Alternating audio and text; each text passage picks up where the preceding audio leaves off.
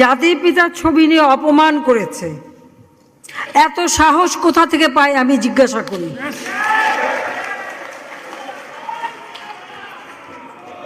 আমি জানি না আমাদের হাই কমিশনার এখন কারা বসেছিল এবং তারা সেখানে কিছুই করতে পারলো না কেন, সেটাও বড় প্রশ্ন।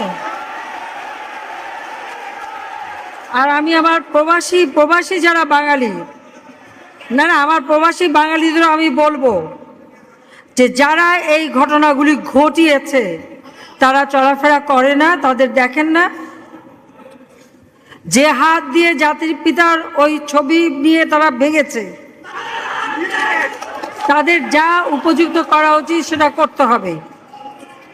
কারণ জাতির পিতার নাম মুছে ফেলার চেষ্টা করা হয়েছিল, তো তারিখ যেহেতু দূরের কথা, ওর বাপ তো চেষ্টা করেছিল এই নাম মুছতে, ওর বাপও চেষ্টা করেছে, মাও চেষ্টা করেছে। তারা কি পেয়েছে নাম মুছতে? পারে নাই।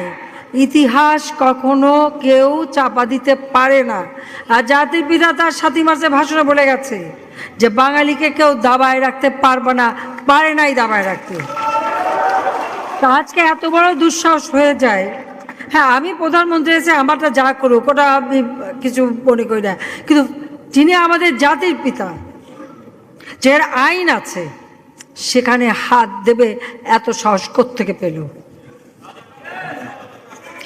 তারিখ যে ভুলে